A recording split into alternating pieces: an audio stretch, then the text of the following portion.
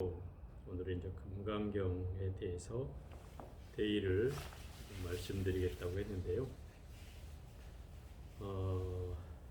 제 말은 잘 들리죠?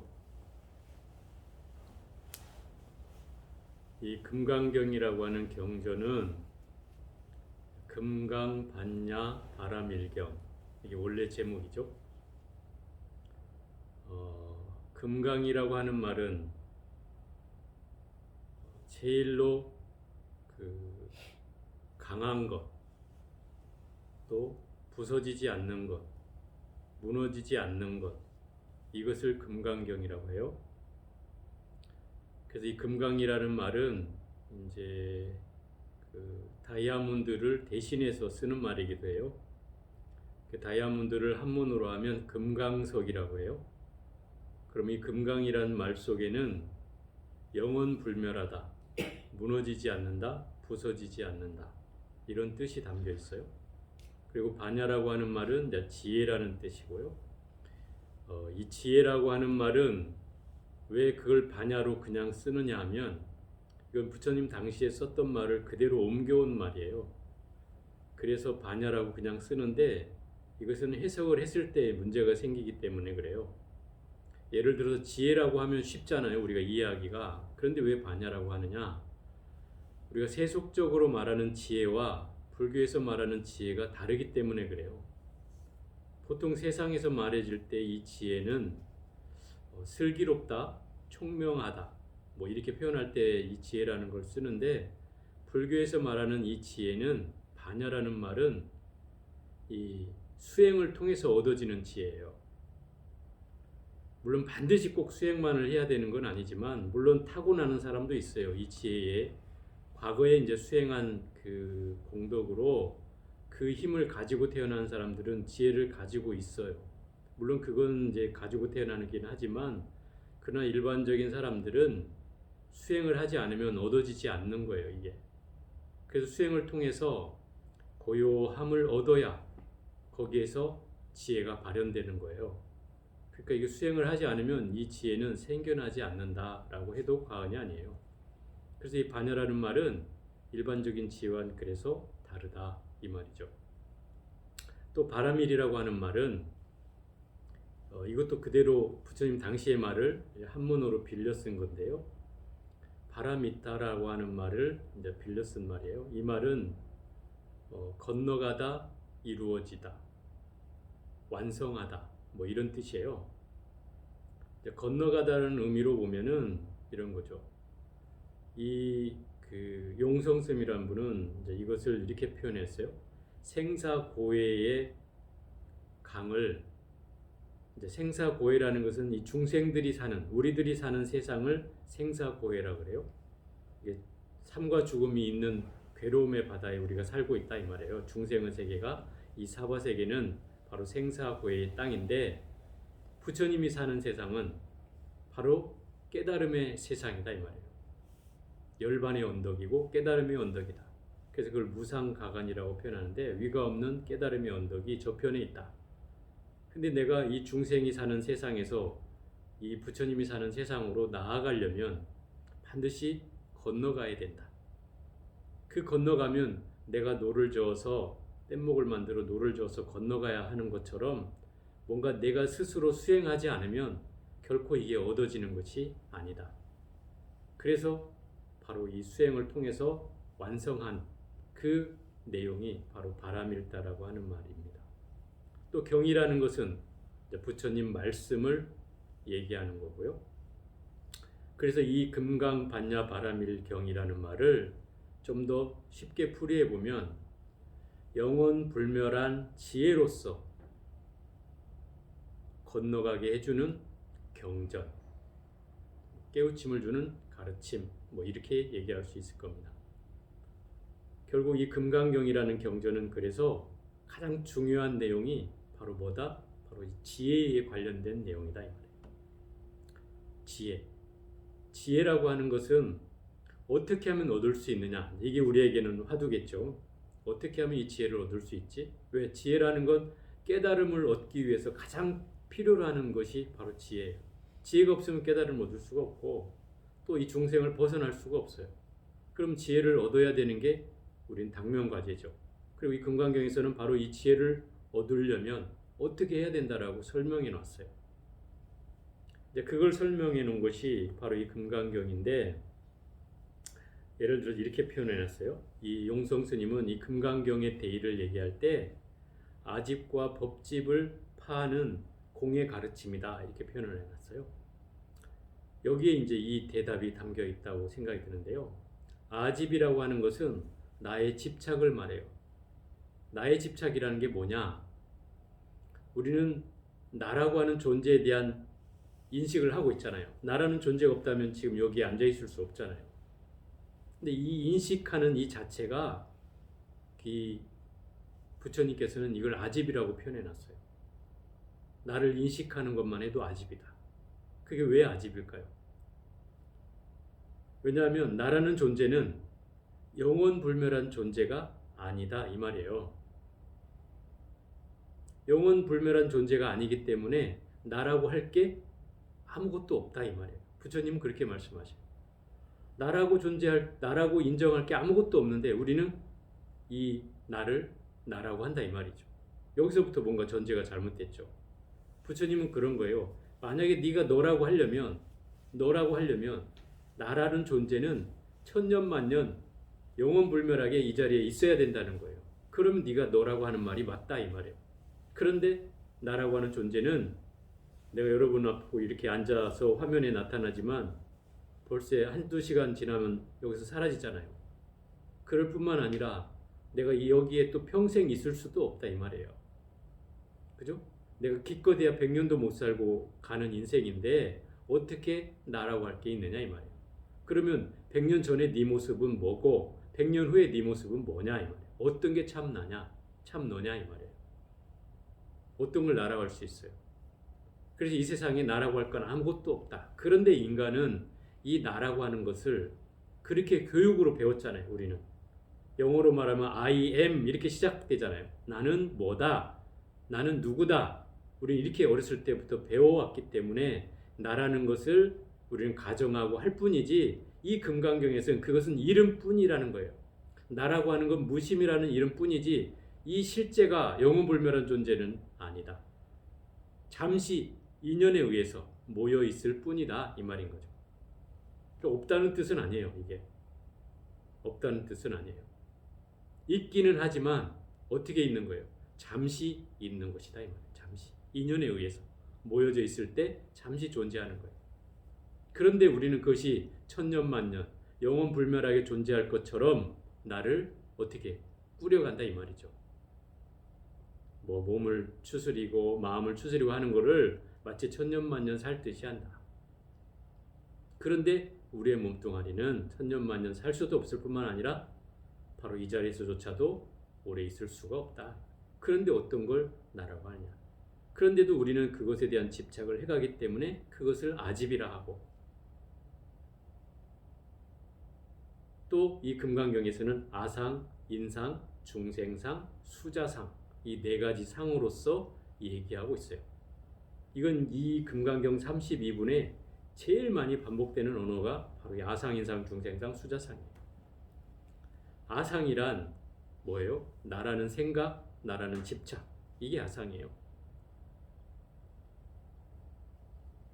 금방 얘기했듯이 나라고 할 게 없는데도 우린 나를 집착한다. 또 더군다나 내가 이 나라는 것이 내가 윤회를 하고 다음 세상을 건너가는 그 주인공이 된다, 주체가 된다라고 생각하는 게 그 아예요. 근데 부처님은 그런 아는 없다. 네 눈에 보여지는 아는 존재하지 않는다. 그래서 아상이 없다라고 표현하는 거예요. 인상은 사람 인자 쓰는 인상인데, 이 인상은 이제 너라는 생각이기도 하고, 그대로 풀자면 남이라는 생각이기도 해요. 나라는 생각을 하면 우리는 또 나라고 하는 말은 남을 전제하기 때문에 나라는 말을 하는 거예요. 그죠? 남이 없으면 나라는 존재를 할 필요가 없어요. 그죠? 나 혼자 있으면 내가 나라고 굳이 할 필요가 없잖아요. 누구한테 나라 그래요? 나라고 할 필요가 없죠. 그런데 나라고 하는 존재는 이미 남이라는 걸 가정하기 때문에 이 나가 생기는 거예요. 그러니까 이 남이라는 존재는 결국 나와 비교할 수 있는 대상이 있다는 뜻이고, 내가 없는데 당연히 너는 있겠느냐 이 말이죠. 그죠? 내가 없으면 상대도 없는 거죠.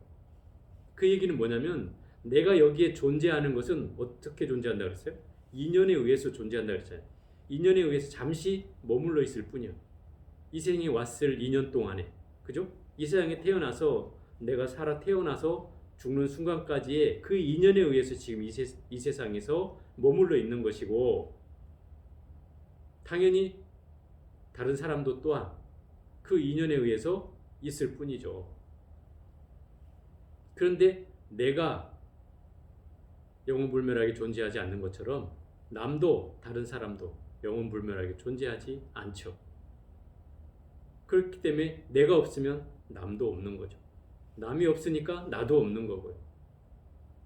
또 내가 잠시 있을 때 남도 잠시 있는 거고요. 남이 잠시 있을 때 나도 잠시 있는 거예요. 그 도리를 얘기해 주는 게 바로 아상인상이에요. 너와 나라 할 게 없다. 그런데 우리는 그것에 대한 끊임없는 구분과 비교를 해놓기 때문에 우리는 남이라는 것 때문에 괴로워하고 남이라는 것 때문에 즐거워하기도 한다 이 말이에요. 그죠? 그 비교심이 없으면 그거에 대한 내 끄달림이 사라지게 된다 이 말인 거죠. 중생상은 이제 여기서 말하는 중생상은 생명체를 말하는 거예요. 생명체. 존재하는 생명체. 나와 남이라는 생명 말고 존재하는 생명들이 있잖아요. 날아다니는 것도 있고 기어다니는 것도 있고, 그죠? 그 다음에 뭐 변화해서 생겨나는 것도 있고 물에서 생겨나는 것도 있고, 그죠? 따뜻한 기온으로 생겨나는 것도 있고 습기로 생겨나는 것도 있어요. 이런 생명체들이 있잖아요. 이걸 구류중생 또는 12중생이라고 그래요. 12가지의 종류의 중생, 9가지 종류의 중생이 있다 이 말이에요. 그게 금강경에 나와요. 난생, 습생, 뭐 화생 뭐 해가지고 나오는 거예요. 알로 태어나는 생명, 뭐 태로 태어나는 생명, 습기로 태어나는 생명, 또 변해서 생겨나는 생명. 이걸 화생이라고 하는데, 이 변해서 생겨나는 생명이라는 것은 예를 들어서 땅 속에 숨어 있다가, 땅 속에 알로 숨어 있다가 이제 태어나면서 나비로 바뀐다든지 뭐 이렇게, 그죠? 매미도 땅 속에 숨어 있다가 여름날 한번 짖어주기 위해서 또 나오잖아요. 이렇게 변화해서 생겨나는 생명체, 이걸 화생이라고 하죠. 이 외에도 생각이 있는 중생, 생각이 없는 중생, 생각이 있거나 없는 중생, 이런 모든 중생을 포함하면 구류 중생, 뭐 12류 중생이라고 표현해요. 그런 생명체도 또한 뭐예요? 상이 있다는 거죠. 그게 내가 나를 생각하는 것처럼 또 남을 구분하는 것처럼 우리 생명체에 대한 인식을 하고 있는 것, 이것이 또 중생상이에요. 여기에는 이제 중생상은 인간보다 하열하다고 느끼는 마음도 있기 때문에 그 소위 말하는 이제 하찮게 보는 마음, 이제 우월감이라고 하나, 내가 우월하기 때문에 저 생명체는 뭐 하등하다라고 하찮다고 여겨지는 마음들도 중생상이라고 할 수 있고, 이 수자상이라는 것은 이제 오래 살고자 하는 마음이라고 할 수도 있는데, 이제 더 정확하게 말하면 내가 생명체의 어떤 영혼을 가지고 있는데 그 영혼이 계속 나를 태어나게 해서 윤회 주체가 돼서 계속 나를 오래 살게 한다. 이런 마음을 이제 수자상이라고 하는 거예요.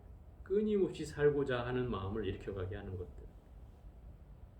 그게 아상인상, 중생상, 수자상이에요.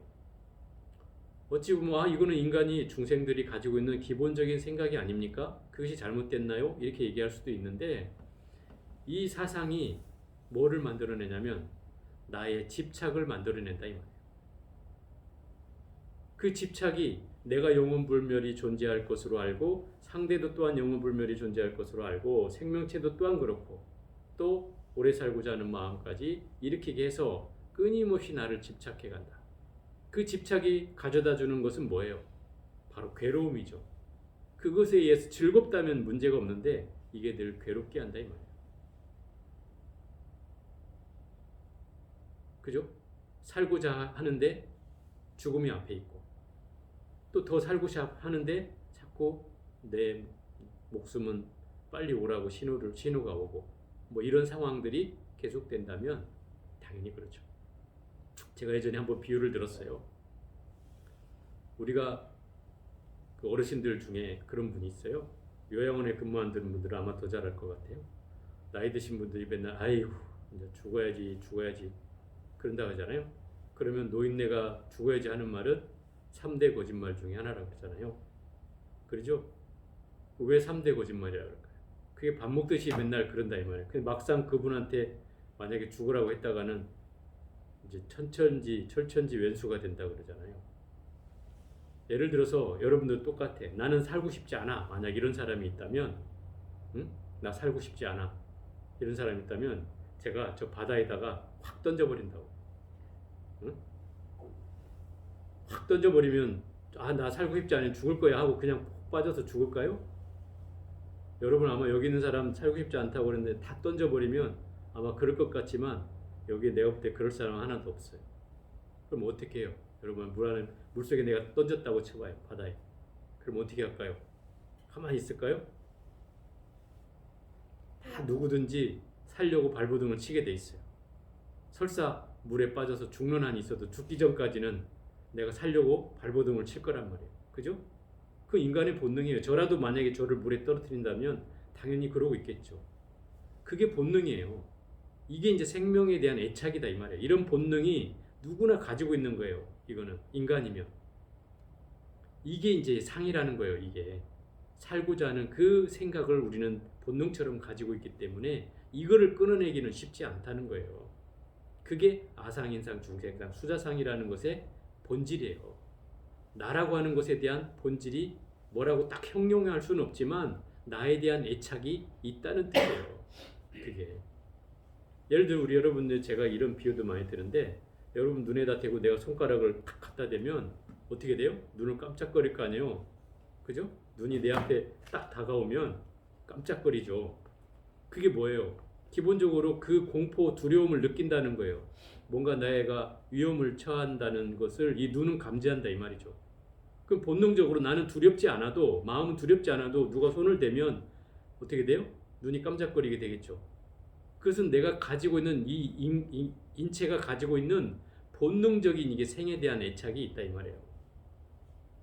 내가 설사 마음으로는 애착이 없다 하더라도 이 몸은 그것을 알고 있다 이 말이에요. 이런 게 이제 아상이에요. 그러니 우리에게 생명에 대한 이 애착이나 이런 존재가 당연히 누구나 본능처럼 가지고 있는 거란 말이에요. 그러니 그거를 떨궈내는 일이 쉽지 않다는 거죠. 그런데 이 금강경은 바로 이 지혜를 통해서 이 아집을 타파할 수 있다라고 얘기를 하고 있는 거예요. 지혜와 이 아상을 타파하는 일이 어떻게 관련이 있느냐? 이 지혜는 아까 제가 말씀드렸잖아요. 고요해져야 생겨나는 거라고 했죠. 고요해져야 생겨나요. 고요해진다는 건 뭐예요? 마음이 어디에도 걸림이 없이, 예? 어디에도 걸림이 없이 고요해져야 된다는 거예요. 걸림이 없다는 것은 마음이 휩쓸리지 않는다는 거예요. 누가 뭐라고 하든 말든 마음이 일정하게 내가 참선할 때와 같이 어떤 것도 나한테 괴롭지 않게 해주는 거죠.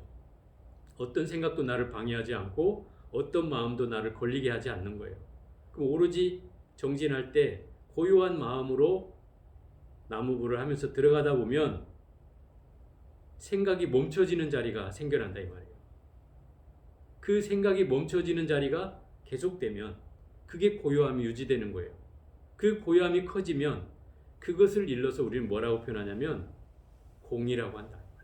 거기서 지혜가 생겨나는 거예요. 그래서 이 공이라는 게 얻어지게 된다 이 말이에요. 예를 들어서 공이라는 말은 텅 비어있다는 뜻이에요. 텅 비어있다. 텅 빌 공자예요. 그 공이라는 말은 결국은 이런 거예요. 수행적으로 얘기해 볼게요. 교리적으로야 뭐 100번 설명할 수 있지만 그렇게 설명하는 건 너무 어려워지니까 우리가 수행적으로만 얘기해 볼게요. 수행을 할 때 가만히 앉아서 정진을 했어요. 정진을 하는 동안에 몸뚱아리는 여기 내가 있잖아요. 여기 있는데 정진하고 있는 동안에 갑자기 깊이 이렇게 들어가다 보니까 내 몸뚱아리의 존재가 느껴지지 않아요. 그럴 때가 있어요. 내 몸뚱아리 존재가 아무것도 안 느껴져요. 물론 여러분들이야 뭐 생각이 들어오고 혼침이 들어와서 뭐 그런 것 뭐 느낄 새도 없을지 모르겠는데 그런 분들이 있어요. 여러분들 선배님 중에는 그걸 경험한 분이 있단 말이에요. 그럼 고요해져서 내 몸뚱아리가 없는 것처럼 느껴질 때가 있단 말이에요. 아무것도 없는 것처럼. 물론 여기 몸뚱아리는 있지만 실제로 몸의 존재가 정진하는 중간에 느껴지지 않을 때가 있어요. 그때를 이제 공의 체험이라고 그래요. 텅 비어 있는 마음을 그대로 내 안에서 얻는 것과 같다 이 말이에요. 그 순간이 되면 바로 이 자연의 성질은 뭐예요? 텅 비어 있는 거죠. 이 허공은 텅 비어 있잖아요. 그죠? 허공은 텅 비어 있어요. 이거를 이제 불교적으로는 이 법계라고 표현하는데 이 법계와 내가 똑같아지는 거예요. 나의 마음의 그 본성이 사라져서 텅 비어지고 자연의 본성도 텅 비어 있는 것과 같이 나와 자연이 둘이 아닌 관계가 된다 이 말이에요. 이 상태를 우리는 깨달음의 초견성, 이미 깨달음을 처음으로 맛본 경우라고 표현하는 거예요. 물론 이것이 완벽한 건 아니지만 이것을 시작으로 해서 이 공과 해는 갖춰져 가요. 이것이 이제 커지면 지혜는 밝아지고 이 공의 마음은 철저해져서 결국 이 금강경에 해공 반야부라는 그 느낌이 되서나는다 이 말이에요. 바로 지혜와 공을 설명한 경전이 바로 이 금강경이에요. 그러니 지금 여기에서 말하는 아집과 법집을 타파한다는 것은 바로 아상, 인상, 중생에서 수자상을 타파해서 바로 공의 체험을 통해서 지혜를 얻는 일이고, 법집을 타파한다는 것은 이제 그런 거예요. 이 금강경이 금강경이 아니라 금강경이 그 사상이 대승부 경전의 이제 결정판이라고 할 수 있어요. 대승부 경전이란 부처님 부처님 당시 때에 불교가 이제 부처님 돌아가시고 난 뒤부터 한 100년을 기점으로 해서 부처님 돌아가시고 나서 100년이에요. 그러니까 한 서기 기원전이죠. 기원전 한 4세기, 5세기 정도 되는데 그때에 처음으로 이제 부파가 생겨나게 돼요.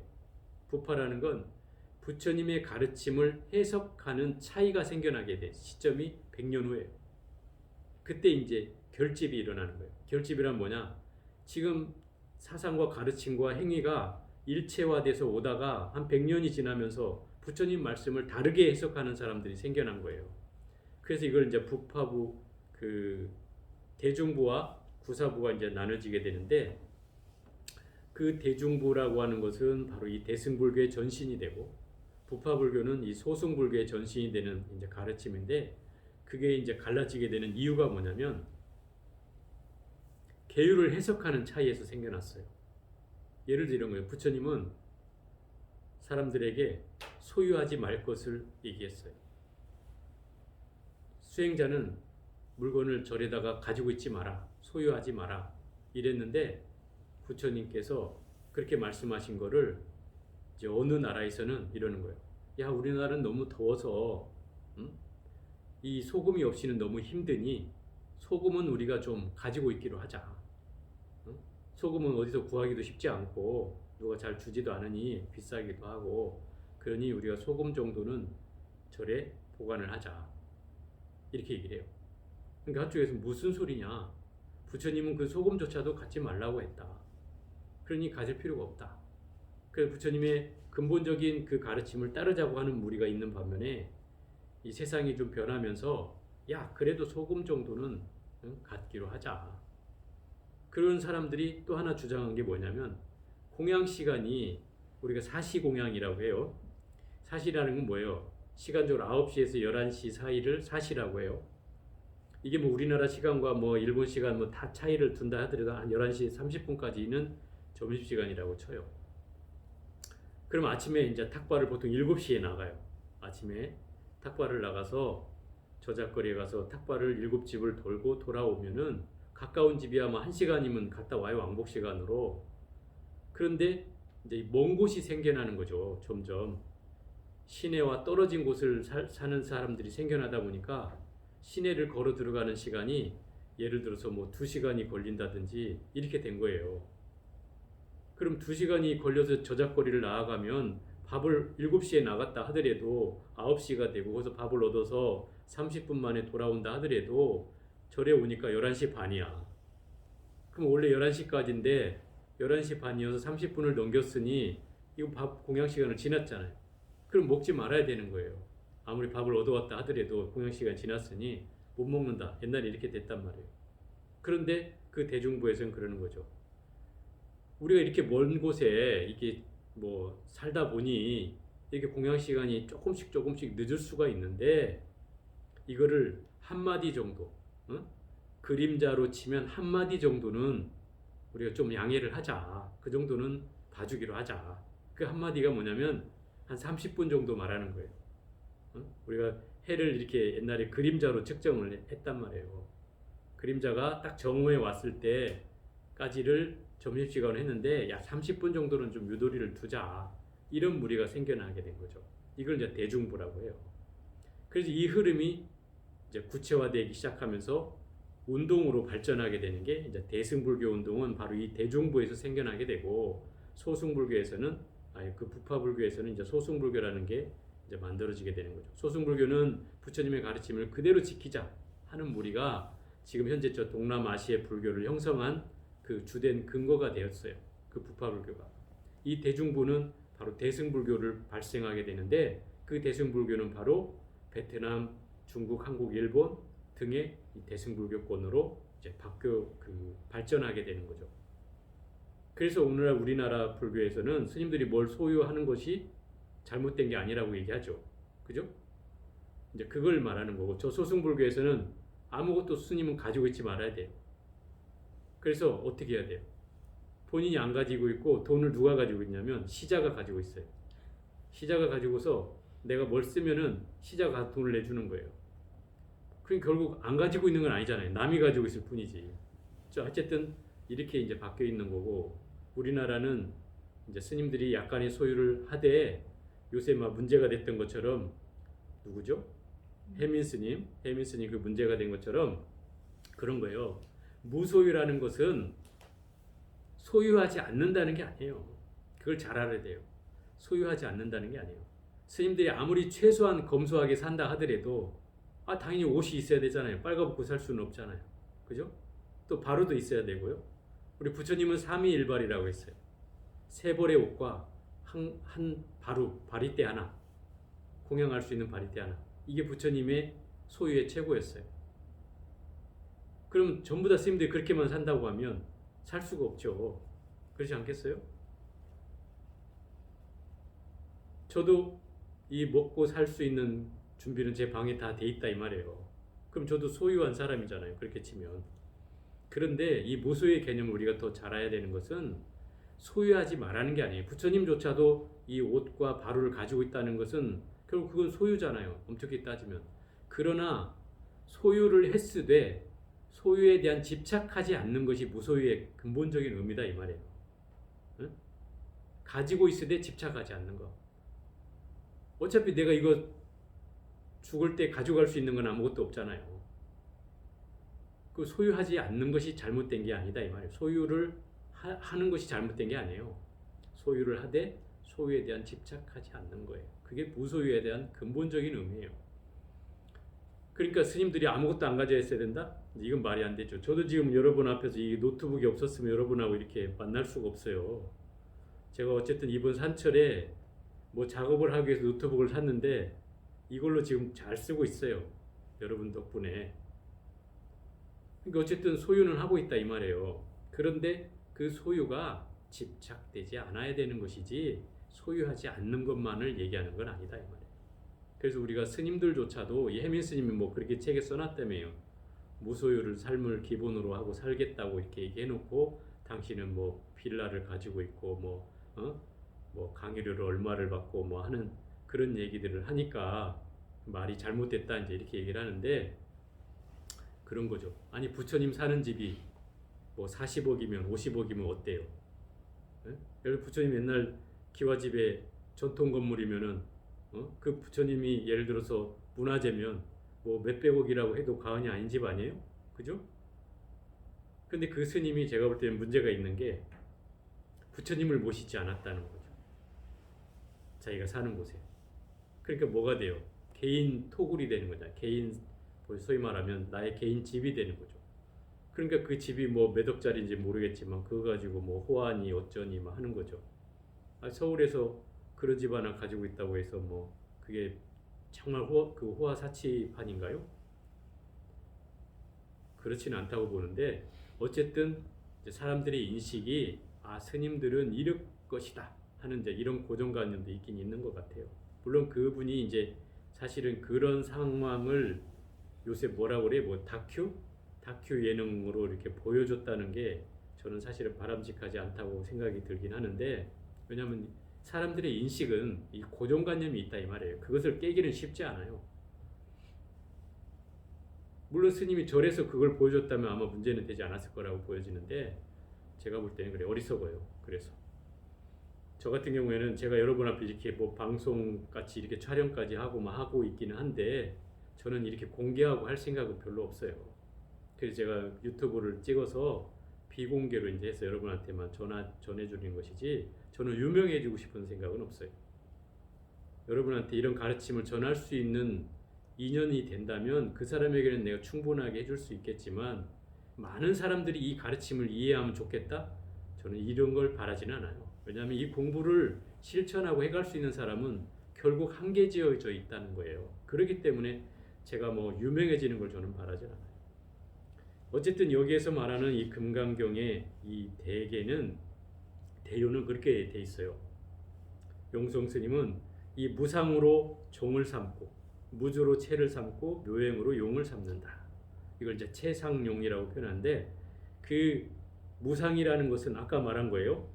아상, 인상, 중생상, 수자상이 없는 것, 그게 무상이에요. 아상과 인상, 중생상, 수자상을 갖지 않는 것, 이게 무상이에요. 그것을 종으로 삼는다는 것은 이 종지를 삼는다는 거예요. 가장 핵심의 요지를 삼는다 이 말이에요. 그리고 무주로 체를 삼는다는 것은, 무주라는 건 뭐냐? 머물지 않는 걸 말해요. 이 금강경에 그렇게 나와요. 수보리 그 제자가 부처님의 그 해공제일의 제자예요. 공의 이치를 제일 잘 이해했던 제자가 수보리인데, 그 수보리가 질문하는 형식으로 이 금강경은 이제 시작되고, 끊임없이 부처님과 대답하고 질문하고 대답하고 질문하고 하는 내용으로 구성되어 있어요. 근데 수보리가 그러죠. 어떻게 하면 이 마음을 다스릴 수 있으며 어떻게 하면 이 마음을 항복할 수 있습니까? 이걸 물었어요. 첫 번째 대목에 묻는 대목이에요. 이 얘기는 무슨 얘기냐면, 내가 마음이 늘 이 아상, 인상, 중생상, 수자상으로 들끓는데, 그걸로 내 존재에 대한 애착과 끊임없는 집착을 해가는데, 이 마음을 어떻게 해야 이 마음을 편안하게 머물고 편안하게 다스릴 수 있느냐 이 말이에요. 어떻게 하면 이 마음을 극복할 수 있느냐, 이렇게 물었어요. 근데 부처님이 뭐라고 얘기하냐면, 응모소주이 생기시 마라, 이 말을 하는 거예요. 이게 이제 그 해능 스님이 이 대목을 듣고 깨달았던 대목이에요. 응모소주이 생기시 마라. 뭐예요? 머무는 바 없이 그 마음을 내라, 이렇게 얘기하는 거예요. 참 이게 금강경의 핵심과도 같은 말이고, 이게 무주라는 말을 대표하는 말이기도 한데, 머물지 않고 그 마음을 내라는 것은 이런 거예요. 예를 들어 우리가 마음을 낸다는 것은, 내가 남에게 베푸는 마음을 내든, 그죠? 남에게 싫어하는 마음을 하든 어떤 마음을 일으키든 간에 우리는 마음에 집착이 생겨나게 돼 있어요. 상이 생겨난다 이거, 상이. 예를 들어 이런 거죠. 내가 사람들에게 뭔가 물건을 주면서 야 이거 꼭 너만 먹어, 이렇게 스님만 드세요 하고 사람들이 준다 이 말이에요. 그럼 거기에는 뭐가 있어요? 주는 마음에 기대가 붙어 있는 거죠. 그죠? 바람이 붙어 있다 이 말이에요. 그러면 내가 그걸 받아들고 이거 나만 먹어야 되나? 이런 생각을 하면 내가 또 마음이 옹졸해지잖아요. 응? 그죠? 이거 나만 먹어야 되나? 이러면 되게 옹졸해지잖아요. 그럼 결국 주는 사람의 말을 듣고 내가 그렇게 하려고 하면 이게 뭔가 주는 사람의 바람이 있기 때문에 내 마음 자체가 좁아지는 거죠. 그래서 이 사람의 설사 물건이 뭐 충분히 청정하고 좋은 물건이라 또는 좋은 음식이라 하더라도 그렇게 하면 내가 다 먹을 수 없는 것을 다 먹으라고 하면 그 곤란해지는 일이 아니에요. 그럴 때는 스님한테 내가 올리는 마음으로 주면 그뿐인데 거기다 대고 꼭 미사 여부를 붙인다 이 말이에요. 꼭 스님만 드세요. 다른 사람 절대 주지 말고 이렇게 하는 사람이 있어요. 다른 사람 절대 주지 말고 스님만 드세요. 이러면 제일 제가 힘들어지는 말이 이 말이에요. 절대 주지 말고 이러면. 그러면 이게 나 혼자 만약에 그거를 먹으려고 치면 며칠을 먹어야 되는 경우도 있단 말이에요. 그럼 똑같은 음식 계속 먹고 있으면 괴롭죠 그거에. 그런 상황이 될 수도 있어요. 이건 예를 드는 거예요. 그래서 내가 누군가에게 뭔가를 줄 때는 무주상모시라는 게 바로 여기서 나와요. 상에 머물지 않고 그냥 줘라. 기대하는 마음, 바라는 마음, 이런 마음을 주는 건 바로 무주상보시가 아니다. 이걸 참다운 보시라고 할 수가 없다. 그래서 보시의 조건은 세 가지가 청정해야 된다. 이렇게 얘기해요. 주는 자, 받는 자, 주는 물건이 청정해야 된다. 이걸 삼륜 청정이라고 그래요. 그 얘기는 주는 사람이 순수한 의도가 있어야 된다. 그죠? 순수해야 돼. 뭐 바라는 마음이 있다면 이건 순수함이 벗어난 거죠. 그래서 이게 청정해지려면 주는 사람이 청정해야 된다. 순수해야 된다. 두 번째, 받는 사람이 청정해야 돼. 받는 사람이 청정해야 되는 건 뭐예요? 받는 사람이 어떤 의도나 이런 걸 개의치 않고 순수하게 받을 수 있는 마음이 있어야 된다. 또 이 주는 물건이 청정해야 된다. 주는 사람이 순수한 의도로 줬는데 이 물건이 다이아야, 다이아몬드. 이게 순수해질 수 있나요? 예? 여러분한테 다이아를 누가 줬다고 쳐보세요. 그럼 내 마음이 순수해지겠어요? 아, 저 사람이 순수한 의도를 저렇게 줬으니 고맙게 받아야지. 이런 마음이 일어날까요? 절대 안 되겠죠. 왜 다이아를 줬지? 나한테 왜 다이아를 줬지? 고민할 거 아니에요. 또 내가 만약에 뭔가 위치에 있는 사람이라면 그 위치라는 건 이 사람의 상급자이거나 또는 그 사람과 뭐 관련된 회사의 뭐 상관이거나 이렇게 자기의 뭔가 인과관계가 있는 사람이라면 당연히 이때 다이아몬드는 뭐가 돼요? 뇌물이 되는 거 아니에요. 그죠? 뇌물이 된다면 이건 결국은 보시가 참다운 보시가 아닌 거죠. 그죠? 요새는 또 무슨 김영란법인가 생겨나서 공무원들이나 이런 공직에 있는 사람들은 이렇게 줄 수도 없게 만들어 놨잖아요. 이건 참 잘한 일이지만 어쨌든 대가를 바라고 주거나 또는 뭔가를 부담 있는 물건을 주는 것 자체는 참다운 보시가 될 수 없다. 그래서 이 주는 사람의 정성과 받는 사람의 고마움과 주는 물건이 청정하기만 하면 된다. 그럼 이것을 뭐라고 표현하냐? 무주상 보시라고 한다.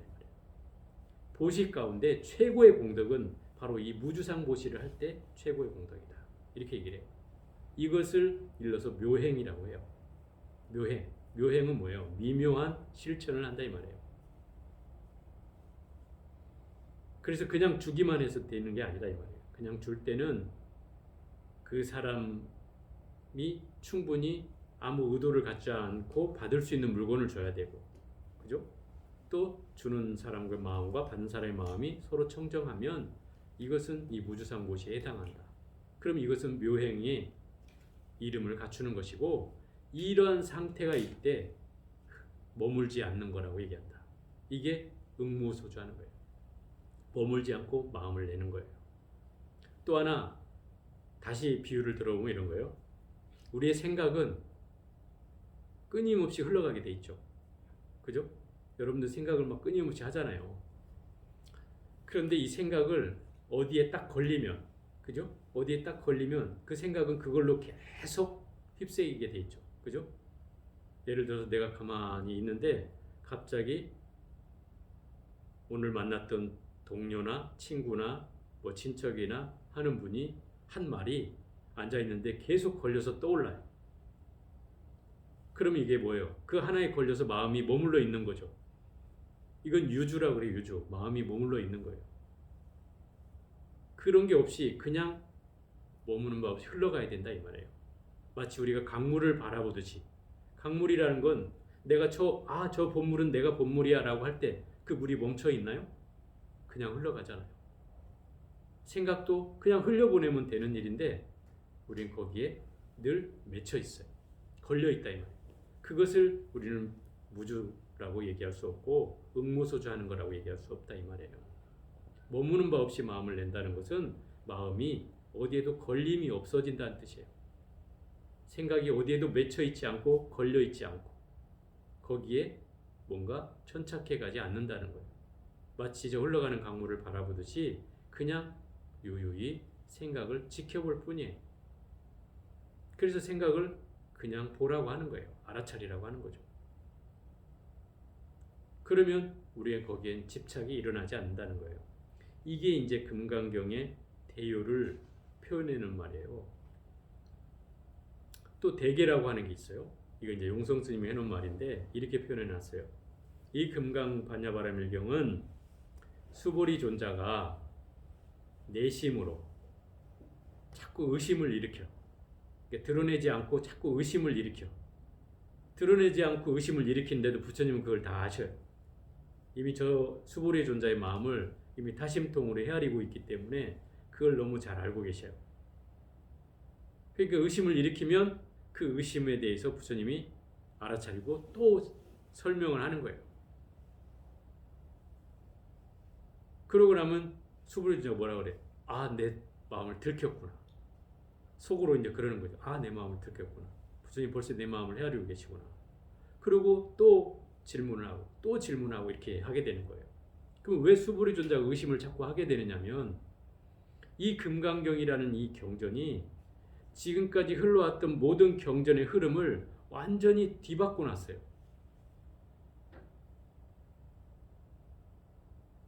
이 얘기는 무슨 얘기냐면 부처님이란 존재를 절대화시키고 또 부처님께 지극한 공양을 올리고 직하게 해가는 사람들을 최고의 공덕이라고 칭찬하다가 이 금강경에 와서 아니라고 하는 거예요. 그게 잘못됐다고 하는 거예요. 그럼 갑자기 제자들이 봤을 때는 너무나 황당하잖아요. 아니 왜 부처님 지금까지 해왔던 가르침을 놔두고 왜 여기서는 아니라고 하느냐 이 말이에요. 그럼 내가 하는 게 잘못됐나? 막 혼란이 올 거 아니에요. 그걸 통해서 하나씩 부처님이 끄집어내는 거예요. 네가 가지고 있는 고정적인 생각들, 지금까지 흘러왔던 이 마음들을 하나씩 끄집어내서 그것이 다 잘못됐다고 깨주는 거예요. 이 금강경이 그래요. 그럼 이 금강경이라는 건 뭐냐? 결국은 내가 지금까지 가지고 있는 모든 분별심과 고정관념과 해왔던 수행을 다 깡그리 깨부시는 거예요. 부정을 해요. 다 아니다, 없다 이런 거예요. 거기에서 뭐가 일어나겠어요? 혼란이 일어나죠. 첫째, 혼란이 일어나요. 그리고 나 두 번째, 뭐지? 이게 뭐지? 라는 의문이 또 일어나죠. 이게 의심이죠. 이걸 이제 부처님이 계속 그걸 해결해주고 또 의심이라면 또 해결해주고 계속 이게 반복되는 거죠. 그런데 이 핵심에 놓여져 있는 것은 바로 뭐냐면 바로 수행의 요체예요. 이게 공을 체득하는 거예요. 공을 체득한다는 것은 아까 말했듯이 지혜를 통해서 얻을 수 있다고 했잖아요. 지혜가 반드시 필요해야 돼. 지혜를 통해서 이 공을 체득하는 거예요. 그 지혜로움은 어둡지 않은 마음을 말하는 것이고 그 어둡지 않다는 것은 중생의 어리석음에서 벗어난다는 뜻이기도 해요.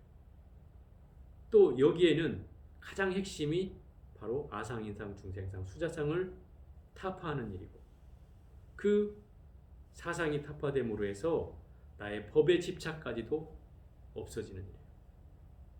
법의 집착은 지금까지 부처님의 가르침은 절대적이라고 지금 이 제자들은 배워왔어요. 부처님 가르침은 내가 머리에 이고라도 살아야 되는 가르침이라고 배워왔고 그래서 달달달 외우면서 살았단 말이에요. 부처님 가르침을 달달달 외웠어요. 이때까지 제자들은. 왜? 쓸 수 없었기 때문에 다 외워서 그걸 가지고 있었단 말이에요. 그러니 부처님 가르침은 뭐예요? 절대적이었어요. 그런데 부처님 가르침이 이 금강경 7분에 나오지만 뗏목의 비유를 통해서 그 집착임을 알아차리게 해요. 법에 대한 집착 또한 잘못됐다고 얘기해요. 그래서 뗏목의 비유를 드는 거예요. 어떤 사람이 강을 건너가기 위해서 왔는데 강에 건너갈 방법이 없어요. 배도 없고 그렇다고 수심이 깊어서 헤엄치고 가기는 물살도 빨라서 너무 힘들고 그래서 이걸 고민하다가 주변에 있는 나무만 놓여져 있으니까 나무를 베가지고 나무를 쪼개서 이 뗏목을 만드는 거예요. 또 등나무를 잘 엮어가지고 뗏목을 만들었어요. 뗏목을 아주 기가 막히게 만들었어요. 그 뗏목을 만들고 나니까 또 노가 필요하잖아요. 그 노를 또 나무를 잘라서 잘 만들어가지고 그걸로 열심히 저어서 그 강을 어렵게 건너가는 거예요. 이 건너가고 나니까 아 이제는 살 것 같아. 그런데 이 뗏목이 너무나 고마운 거죠. 내가 이렇게 어렵게 해서 이 뗏목을 잘 만들어 여기까지 왔으니 뗏목이 너무나 고마운 거예요. 그래 어떻게 뗏목을 등에다 이고 뗏목아 나 고맙다. 고마우니 내가 너를 이고 가마. 하고 이고 가는 거예요. 그러니 부처님이 뭐라 그래요? 어리석다 그런 거죠. 뗏목이 필요한 것은 뭐 때문에 필요해요? 내 강을 건너가기 위해서 필요한 거잖아요. 그럼 이미 건넜으면 그 뗏목이 필요해요? 거기에 놔두라는 거죠. 또 다른 사람이 필요한 사람이 그 강을 건너기 위해서 놔두라는 거죠. 그럼 나는 건넜으니 아 뗏목아 고맙다 하고 지고 갈 게 아니라 그걸 그 자리에 놔두면 이미 건넜으니 그 뗏목은 내 것이 아니라 필요한 사람의 것이라는 거예요. 그럼 부처님의 가르침도 바로 이 뗏목과 같다는 거예요. 내가 지혜의 언덕을 중생의 세계에서 이 생사의 고해 바다에서 그걸 건너서 지혜의 언덕으로 왔다면 부처님 가르침은 더 이상 필요 없다는 거예요. 그래서 거기에 집착하지 말라는 거예요. 그런 상마저 내려놓으라는 거예요. 그게 법집을 타파하는 일이고 법에 대한 집착을 끊으라는 얘기예요. 이 금강경에서 이게 굉장히 파격적인 가르침이에요. 이 소승불교에서는 나는 공한 걸 다 똑같이 인정했어요. 나는 공이에요. 그 나상을 타파해야 된다는 건 다 소승불교에서도 인정했어요. 그런데 소승불교에서도 놓지 못했던 건 법은 존재한다라고 얘기했어요. 법은 존재하는 것이다. 법은 절대적으로 존재하는 것이다. 없어지지 않는다. 그런데 부처님은 그렇게 얘기 안 했단 말이에요. 이 금강경에서 그렇게 얘기 안 했어요. 법에 대한 집착도 버려라. 바로 이 뗏목과 같기 때문이다. 이랬단 말이에요. 그럼 이 금강경은 끊임없이 부처님의 가르침이든 나의 존재에 대한 것이든 다 깨버리라는 거예요. 그래야 새로 설 수 있다는 거예요. 그래야 뭔가 새로운 것이 나타난다는 거예요. 마치 그래요. 중생들이 저 산을 보고 아 산이다. 그죠? 저 물을 보고 아 저 물이다. 이렇게 얘기해요. 보통 사람 얘기하잖아요. 그래서 성철 스님이 옛날에 그랬어요. 산은 산이요 물은 물이다. 이랬어요. 이 말을 하니까 그래 뭐 누구나 할 얘기를 했네 이렇게 한 사람이 있어요. 근데 이게 사실 성철 스님이 한 얘기가 아니고 옛날에 한 선사가 하신 말씀을 이제 인용한 건데 그 말에 보면 이렇게 돼 있어요. 일반 사람들은 자 산은 산이요 물은 물이다. 이 말이 맞아요. 그런데 또 한 선사가 뭐라고 하냐면 산은 산이 아니요 물은 물이 아니로다. 이래. 이건 무슨 말이에요? 바로 산에 대한 집착을 내려놓으라 이 말이에요. 물에 대한 집착을 내려놔라 이 말이에요. 그래서 산은 산이 아니고 물은 물이 아니다 이 말이에요.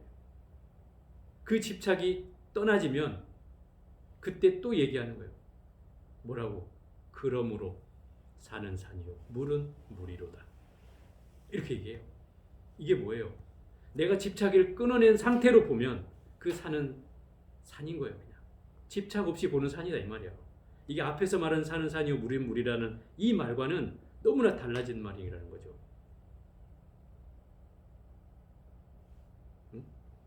그래서 이런 거죠. 내가 진리를 찾아서 하루 종일을 돌아다녔어요. 응? 하루 종일 돌아다녔더니 산을 넘고 물을 건너고 강을 건너서 하루 종일 진리를 찾아서 돌아다녔건만 하루 종일 돌아다니고 집 앞마당에 돌아오니 응? 집 앞마당에 핀 매화꽃을 보고서야 이미 도가 우리 집에 충만해 있음을 알았네. 뭐 이런 구절이 있어요. 그러니까 도라고 하는 건 멀리 있지 않다는 뜻이기도 한데 결국 우리는 무언가를 노력해서 얻어가야 된다는 이 중생의 마음으로는 끊임없이 이익을 찾아다녀도 얻을 수가 없다는 거예요. 중요한 건 그 집착이 떨어졌을 때, 그 집착이 내려놔졌을 때 비로소 그때 보이는 것이 그게 진리 그 자체라는 거예요. 근데 우리가 구름에 가려져 있고 또 이 업의 구름에, 무명의 업식의 구름에, 또 욕심의 욕망의 구름에, 성냄의 구름에 가려져 있으면 아무것도 안 보이잖아요. 이게 아무것도 안 보여요. 근데 그 구름이 거쳐져야 비로소 그게 산은 산이요 물은 물이라는 말을 할 수 있다는 거예요. 이때는 집착이 사라졌을 때의 그 경계예요. 처음에 얘기했을 땐 중생의 경계고 중생의 눈으로 욕망과 성냄과 어리석음을 가진 채 보는 눈으로 봤을 때 산은 산이요 물은 물인데 그 집착이 산은 산이 아니요 물은 물이 아니라고 그 집착이 떨어져 나갔을 때 비로소 그때로 다시 보여지는 게 산은 산이요 물은 물이로다 이렇게 얘기하는 거예요. 그러니 똑같은 산이라고 해도 그 보는 사람의 경계에 따라서 얼마든지 달라질 수 있다 이런 거죠. 이게 결국 이 금강경에서 얘기하는 가르침들의 골자예요. 그럼 이 금강경은 누구를 위해서 설해졌느냐? 바로 이게 제 15장에 나오는 얘기인데 대승보살의 발심한 자를 위해서 설한다고 나와요. 대승보살이 발심한 자를 위해서 이걸 설한다. 또 최상승을 발심한 자를 위해서 또 설한다 이렇게 나와요. 그럼 이 금강경은 이제 어떤 분은 뭐 소승의 이 아공법이라 아까 얘기했잖아. 나는 공하지만 법은 존재한다고 여기는 이 무리들과 이 수보리도 그렇게 여겼었으니까요. 이 수보리 존자도 그런 소승의 불교를 믿는 사람들과 그 다음에 대승 불교를 발심한 사람들을 위해서 이 가르침은 설해졌다. 대승은 크다는 뜻이거든요. 큰 수레라는 뜻이에요. 작은 수레를 소승이라고 하고 큰 수레를 대승이라고 하는데 왜 대승이라고 하느냐? 나 혼자만이 깨닫겠다는 게 아니고 많은 사람들을 다 깨닫겠다고 하기 때문에 작은 수레가 아니다 이 말이에요. 많은 사람을 태워서 건너가게 해줘야 되기 때문에 마치 큰 배처럼 큰 수레를 말한다 이 말이에요. 결국 이 대승불교는 바로 나 혼자만의 깨달음의 이익을 구하는 게 아니라 모든 사람이 깨닫도록 해가는 것이다. 그러니 결국 이 가르침은 작은 가르침이 아니고 최상승자를 위해서 또 설한 가르침이기도 하고 또 하근기를 위해서 또 설한 가르침이기도 하다. 상근기에게는 바로 뭐 물은 사는 산이 아니요 물은 물이 아니다 또는 사는 산이요 물은 물이로다 이렇게 얘기하는 이 가르침을 말 한 구에도 이해할 수 있는 사람을 상근기라 하지만 그 말이 한 구로 이해가 안 되는 사람에게는 또 뭔가 방편적인 설명이 필요하잖아요. 그런 사람에게는 또 이렇게 부처님이 끊임없이 아상인상 중세상을 내려놓으라고 그 집착을 내려놓으라고 끊임없이 설명하는 것으로서 방편을 삼아서 하근계 중생을 깨우쳐간다. 그런 가르침의 내용으로 끊임없이 이렇게 해가기 때문에 이 금강경이라는 경전은 지혜를 얻게 하는 우리가 뭔가 불교의 최상승의 공부를 해가는 사람들이 필요한 가르침이다 이 말이에요. 그러니 어쨌든 이 금강경이라는 경전을 여러분이 접하고 또 공부할 수 있는 기회를 가졌다고 하는 것은 참으로 우리가 복받은 인생이라고 할 수 있죠. 어쨌든 오늘 이 금강경이라는 경전에 대해서 말씀을 드려봤습니다. 다음 시간에는 열반경에 대해서 한번 설명을 하기로 하고요. 오늘 여기까지 해보겠습니다. 수고들 하셨습니다.